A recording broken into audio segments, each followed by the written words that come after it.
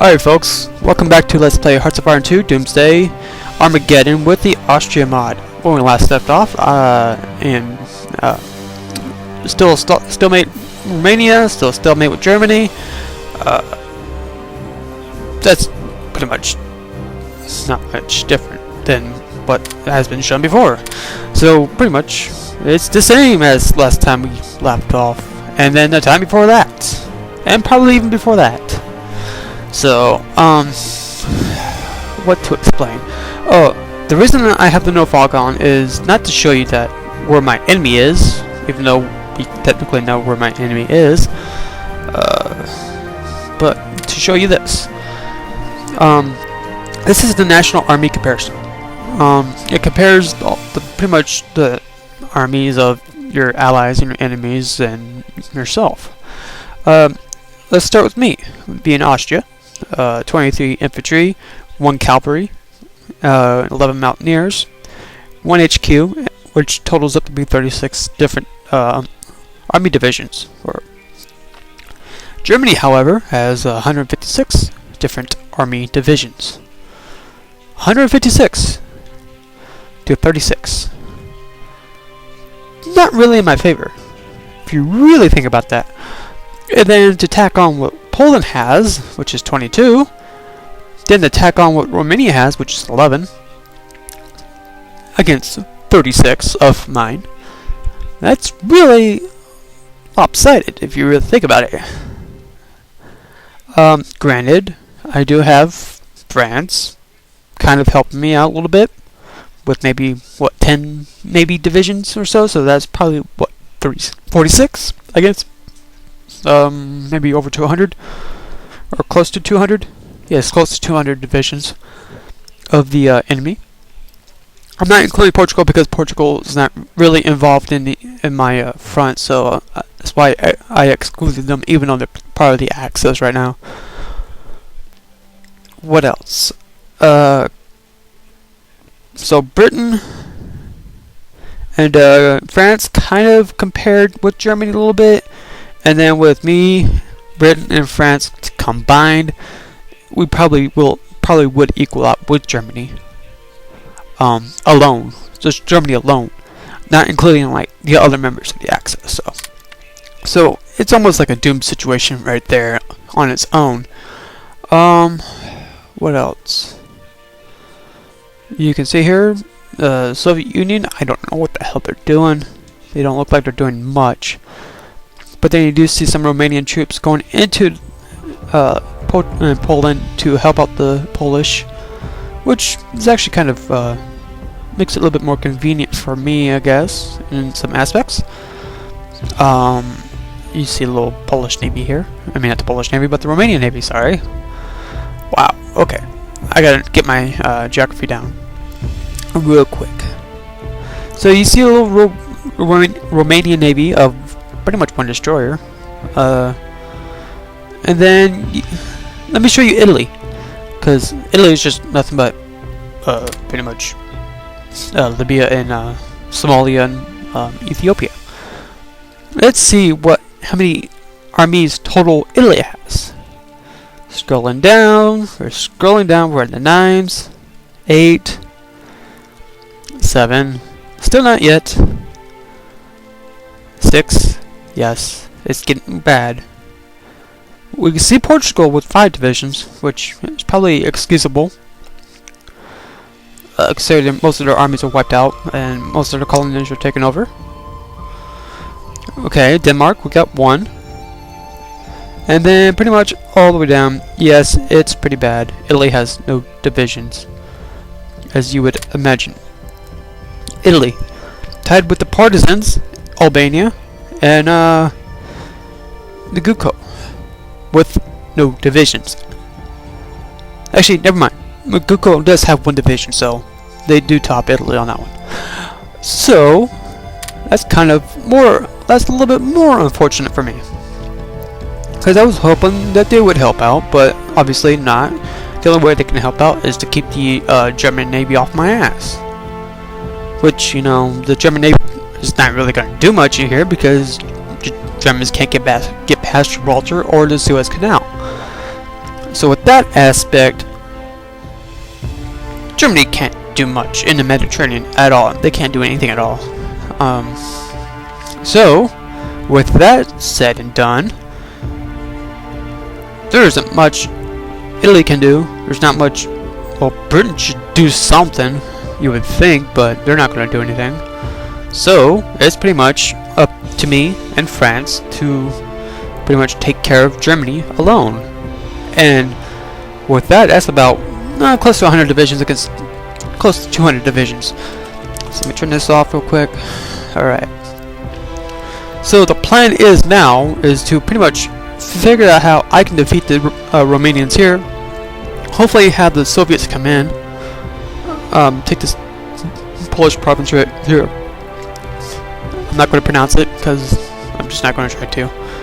And then I do want to take out the Romanians here, and then swoop back in. That's why I said the way I said it for that plan, and it's not going to work if under any other circumstance. So the Romanians is very important to take out. Either taking their territory alone and knocking them out the axis, or just annexing them. Alright, so the plan is, what I'm going to try to do is I am actually going to get rid of these 4 air divisions, because right now they're insignificant at this moment in time, especially with the current manpower that I have. I'm going to pretty much get rid of all my manpower. Not going to reinforce any of my divisions. I'm going to completely supply my my military, which is pretty much my army, and then also increase the consumer goods to decrease the dissent. Probably should put a little bit more in the dissent decrease, because it's still high. That'll work. All right. Now going to stop this. Going to pretty much upgrade my artillery. So let's go down here and upgrade my artillery. I'm hoping the basic computing machine will finish. If not, then the research is still going to be slow. That's why I did it in the first place, is to increase my research speed. Because I can. Alright, because over here, overview, and you can see the different, different stats of everything else. Where is my research? Where's my research? Research speed, 105%. So that would just increase it by another, what, 0.5? Or another, about, what, 0.05? So that's still good. Yeah, that's will probably be 110%, and then so on and so forth, blah blah blah. Okay. Anyways, alright, so it's pretty much going to be either to draw out the battle with Germany. That's all I can do, is play a defensive battle. I mean, not defensive battle, but play a defensive war against Germany, until either the Soviet Union will come in through the Polish border, coming through Poland, or the United States coming in real early, which I'm not really expecting them too much of a early entrance from the Americans. Maybe if I keep doing that. Maybe. Alright, so it's pretty much either I will give up and quit and take my ball home and call it a game, or continue and then hope some kind of miracle happens. Either way, you guys are gonna watch it. I'm sorry. That's just okay. I didn't want that to happen. Okay. And I'm gonna move my slider either more authoritarian, which will definitely make me fascist, which will do nothing for me whatsoever. Move it more democratic, which will pretty much do nothing for me at all. Consumer goods at this point is really important. I don't care if that's decreased or increased. Gearing bonus, unit organization bonus, I would do that gladly. because my guys do need to be a little bit more organized. Alright, so let's check here with my intelligence. Well, I think that's my head of intelligence. Alright, I can increase the research by 5%, which sounds good. But if I sacrifice my army intelligence, then I won't see what the enemy has.